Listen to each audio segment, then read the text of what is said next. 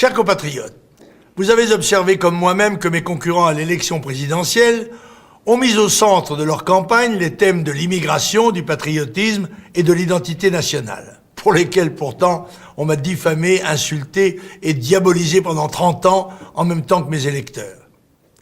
Seul M. Bayrou, européiste convaincu, a clairement affirmé pour sa part que ces problèmes ne l'intéressaient pas.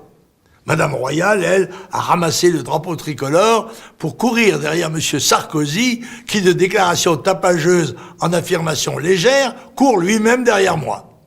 Ces candidats ont pourtant tous participé aux gouvernements successifs. Ils ont été ministres, parlementaires français et européens, chefs de partis puissants. Comment pourraient-ils faire demain ce qu'ils n'ont ni su, ni pu, ni voulu faire hier? Ils ont contribué aux choix politiques catastrophiques qui nous ont conduits là où nous sommes et n'entendent d'ailleurs pas les remettre en cause. Or, il est entré 10 millions d'immigrés dans notre pays depuis 1975 et 450 000 migrants légaux et illégaux pénètrent chaque année sur notre sol avec l'intention de s'y installer durablement. Ce n'est hélas que le début du déplacement mondial des populations pauvres du Sud vers le nord de la planète. Résultat de 30 ans d'erreurs en matière de politique d'immigration, dont je voudrais vous rappeler les étapes.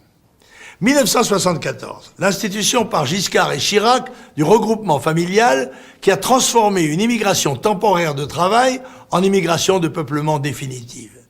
Ensuite, 1981, première grande régularisation de clandestins effectuée par la gauche.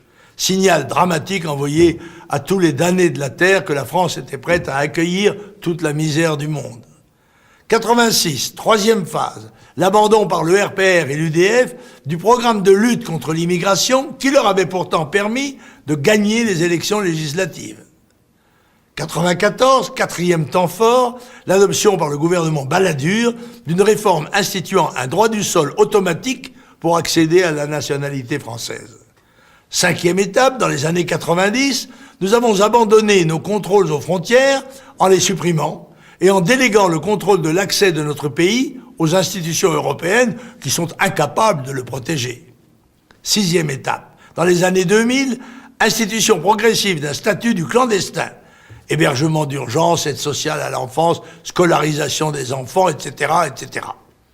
Aujourd'hui, Sarkozy nous promet le droit de vote des étrangers aux élections locales, la discrimination positive, c'est-à-dire la préférence étrangère sur notre sol, voire une nouvelle régularisation de clandestins.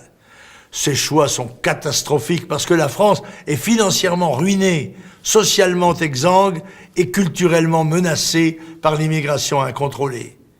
Il faut donc revenir à la raison et prendre les mesures fermes et justes qu'impose la situation. D'abord, mettre en œuvre l'immigration zéro, par la suppression du regroupement familial, l'arrêt total de l'immigration de travail, le retour au contrôle de nos frontières.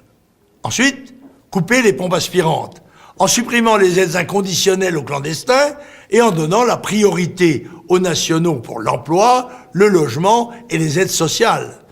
La préférence nationale est la réponse principale à l'immigration de masse, mais c'est aussi une mesure de justice, car le dernier des sans-abri français devrait avoir plus de droits que le nouvel arrivant, parce que ses parents et grands-parents, ses aïeux et sa lignée ont payé le prix de la sueur et du sang pour construire et défendre notre pays, et qu'ils sont les héritiers usufruitiers de l'immense patrimoine national. Troisième aspect, il faut réformer la nationalité française. Être français, cela s'hérite ou se mérite, à l'exclusion de toute procédure d'acquisition automatique. De même, pour les étrangers, résider en France, même temporairement, ce n'est pas un droit acquis, c'est un privilège. Enfin, promouvoir une gestion internationale concertée de l'immigration, par la voie d'accords bi- ou multilatéraux avec les pays d'émigration. Bref, mes chers compatriotes, il nous faut redevenir un pays qui se respecte et se fait respecter. Un pays qui refuse la culpabilisation et la repentance permanente. Un pays qui est fier de lui-même, un pays qui défend son intérêt national. Fort de notre potentiel scientifique et technique, de l'imagination et de la volonté de nos entreprises et de nos travailleurs, fort de notre culture bimillénaire, de nos traditions, de nos valeurs nationales et républicaines, nous allons nous relever. C'est à ce prix que nous retrouverons notre équilibre social et notre identité nationale, ferment d'un grand peuple et d'une nation qui entend continuer sa marche dans l'histoire. Vive la France!